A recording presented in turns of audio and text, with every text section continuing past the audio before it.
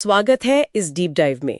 आज हमारे पास है रॉबिन शर्मा की एक बहुत मशहूर किताब who will cry when you die. ये 1999 की सेल्फ हेल्प गाइड है, पर इसकी बातें आज भी उतनी ही रेलेवेंट है। इसमें ना जिंदगी को बेहतर और मतलब वाला बनाने के लिए 101 छोटे-छोटे आइडियाज दिए गए हैं। बिल्कुल। और इसका टाइटल ही देखिए कितना गहरा है। जब आप नहीं रहेंगे तो कौन रोएगा। ये सीधा हमें अपनी लेगेसी, हम पीछे क्या छोड़ जाएंगे, इस पर सोचने को मजबूर करता है। किताब का एसेंस यही है कि भाई सिर्फ जिंदा रहना काफी नहीं है, असली जीना कुछ और ही होता है। तो हमारा प्लान ये है कि हम इस किताब के इतने सारे आइडियाज में से कुछ सबसे काम के नुक्ते निकालें और देखें कि ये आज भी क्यों इतनी खास है, जबकि आजकल तो कितनी सारी नई सेल्फ हेल्प बुक्स आ गई हैं। अच्छा, एक बात जो मुझे काफी इंटरेस्टिंग लगी वो ये कि रॉबिन शर्मा खुद पहले एक लॉयर थे और अपने काम से खुश नहीं थे। फिर 25 साल की उम्र में उन्होंने सब छोड़कर ये राह पकड़ी। तो ये चीज उनके लिखने को एक सच्चाई देती है ना। हाँ, वो अनुभव उनके शब्दों में वजन डालता है। बिल्कुल। और किताब का जो स्ट्रक्चर है ना, वो भी बड़ा बढ़िया है। 101 छोटे छोटे चैप्टर्स, हर एक बस 2-3 पेज का। हाँ, बहुत आसान पढ़ने में। एग्जैक्टली। मतलब इसे उठाना और पढ़ना बहुत आसान है। आप कहीं से भी खोल लो और पढ़ लो। कोई बहुत भारी फिलॉसफी नहीं है, बस रोज की जिंदगी में अपनाने लायक छोटे छोटे स्टेप्स हैं। तो फिर इन 101 सबकों के पीछे के बड़े आइडियाज क्या है? शर्मा कहाँ से शुरुआत करते हैं? देखिए, शर्मा सबसे पहले अपनी कॉलिंग या लाइफ का पर्पस, मतलब उद्देश्य खोजने पर जोर देते हैं। वो कहते हैं जिंदगी कोई ड्रेस रिहर्सल नहीं है।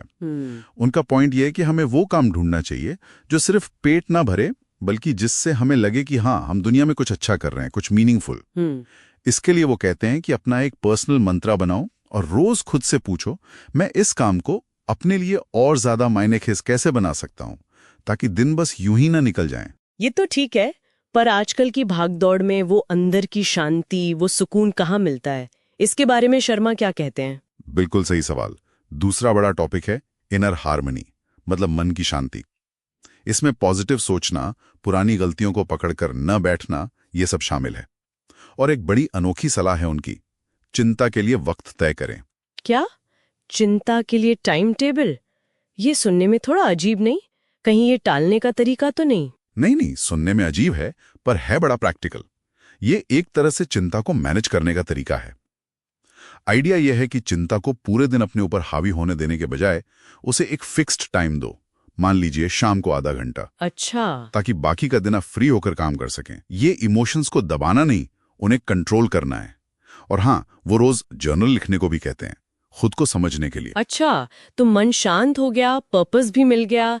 अब रोज की लाइफ में इसे उतारें कैसे? मतलब आदतें, प्रोडक्टिविटी, ये सब। हाँ, यहीं पर आता है सेल्फ डिसिप्लिन, मतलब आत्म अनुशासन।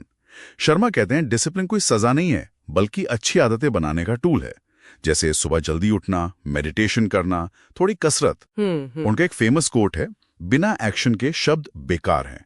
इसमें टाइम मैनेजमेंट भी आता है, अपने दिन को प्लान करना, टू डू लिस्ट, और जो जरूरी नहीं उसे प्यार से ना कहना सीखना। और हाँ, शरीर का ध्यान रखना, जिसे वो कहते हैं अपने मंदिर की देखभाल, मतलब अच्छी नींद, अच्छा खाना, कसरत। और रिश्ते, दूसरों के साथ कैसे पेश आएं, क्या ये भी इसका हिस्सा है? हाँ, बहुत जरूरी हिस्सा है। शर्मा कहते हैं रोज किसी अजनबी के लिए भी कुछ अच्छा करो, चाहे छोटा सा ही सही। दया दिखाओ, दूसरों को समझने की कोशिश करो। वो कहते हैं कि जीवन का मकसद ही एक मकसद भरी जिंदगी जीना है, और ये अक्सर तब मिलता है जब हम दूसरों की लाइफ में कुछ पॉजिटिव लाते हैं। मतलब सिर्फ अपने लिए नहीं जीना। बिल्कुल, दूसरों के लिए भी जीना। आखिर में एक और टॉपिक है चैलेंज और हिम्मत। उनका एक विचार है संघर्ष का सम्मान करें। इसका क्या मतलब हुआ? इसका मतलब है कि मुश्किलों को प्रॉब्लम की तरह नहीं, बल्कि ग्रो करने के मौके की तरह देखें। शर्मा का मानना है कि आप खुद पर जितनी सख्ती रखेंगे, जिंदगी आप पर उतनी ही नर्म रहेगी। और हिम्मत का मतलब ये नहीं कि डर ना लगे, डर तो लगेगा। हिम्मत है डर के बावजूद एक्शन लेना। सही बात है।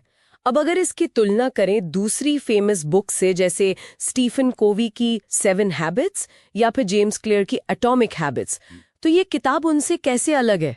देखिए, कोवी एक पूरा सिस्टम देते हैं जो प्रिंसिपल्स पर बेस्ड है, काफी डिटेल्ड है। जेम्स क्लियर आदतें बनाने का एक बहुत ही स्टेप बाय स्टेप प्रैक्टिकल तरीका बताते हैं। शर्मा की किताब वो थोड़ी अलग है। ये 101 छोटे अलग अलग नुस्खे लेती है। अच्छा। तो ये जल्दी से मोटिवेशन पाने के लिए ज्यादा आसान है। ये गहरी फिलॉसफी से ज्यादा रोज के एक्शन पर फोकस करती है। ये उन लोगों के लिए बढ़िया है जिन्हें पता तो है कि क्या करना है, पर शुरू करने के लिए वो एक छोटा सा पुश चाहिए होता है ना, ये वो देती है। लेकिन कुछ लोग ये भी कहते हैं कि इसकी सलाह थोड़ी ऊपर ऊपर की है, मतलब ऑब्वियस है। क्या इसमें गहराई की कमी है? हाँ, ये क्रिटिसिज्म है और कुछ हद तक ठीक भी है शायद। इसमें कोवी जैसी डिटेल थ्योरी नहीं मिलेगी, पर मेरे ख्याल से इसकी ताकत ही इसकी सिंप्लिसिटी में है।